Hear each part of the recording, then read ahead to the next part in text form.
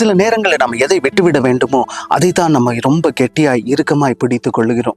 அதே போல சில நேரங்களில் யாரை ஆண்டவர் நம்முடைய வாழ்க்கையில் அனுமதிக்கின்றாரோ அது ஒரு நோக்கத்துக்காக, அதே போல யாரை நம்முடைய வாழ்க்கையிலிருந்து எடுத்து விடுகின்றாரோ அது இன்னும் ஒரு மேன்மையான நோக்கத்துக்காக என்று சொல்லி நாம புரிந்து கொள்வதில்லை. வேதம் சொல்கின்றது, அடிமைத்தனத்திலிருந்து ஒரு கூட்ட ஜனத்தை ஆண்டவர் வெளியில கொண்டு வருகின்றார்.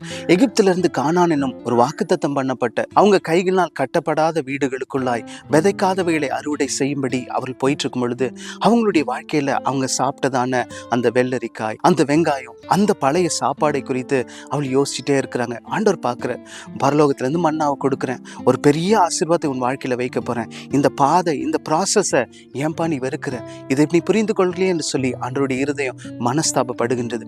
அத்தனை லட்ச ஜனங்கள்ல ஒரு தலைமுறையை ஆண்டவர் சாகும்படி அவர்களை அந்த வனாந்திரத்திலே புதைத்து அந்த தேசத்துக்குள்ளாய் நுழையவே ஆண்டவர் விடவில்லை. இன்றைக்கு இதை பார்த்துட்டு இருக்கிற நமக்கும் கூட ஏதோ ஆண்டவர் நம்முடைய வாழ்க்கையிலிருந்து பறித்துட்டார், ஏதோ ஒரு காரியத்தை கர்த்தர் நம்முடைய வாழ்க்கையிலிருந்து எடுத்துட்டார். அதையே நம்ம நினைத்து நினைத்து மறுபடியும் யோசித்திருப்பதனால ஒரு பிரயோஜனம் இல்லை.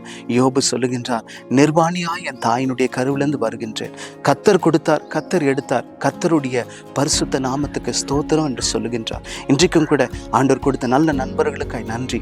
அதே சமயத்தில் ஆண்டவர் எடுத்துட்டாதான சில உறவுகளுக்கு ஆண்டவரே உமக்கு கோடி நன்றி என்று சொல்லி நன்றியுள்ள இருதயத்தோடு கடந்து செல்வோம். ஆண்டவருடைய திட்டத்தை இன்றைக்கு புரிந்து கொள்ளலானாலும் வெகு சீக்கிரம் அந்த மேன்மையான காரியத்தை பார்க்கும்படி உங்கள் இருதயத்தை இந்த வார்த்தை திடப்படுத்தட்டும். ஒரு நிமிடம் முடிந்தது.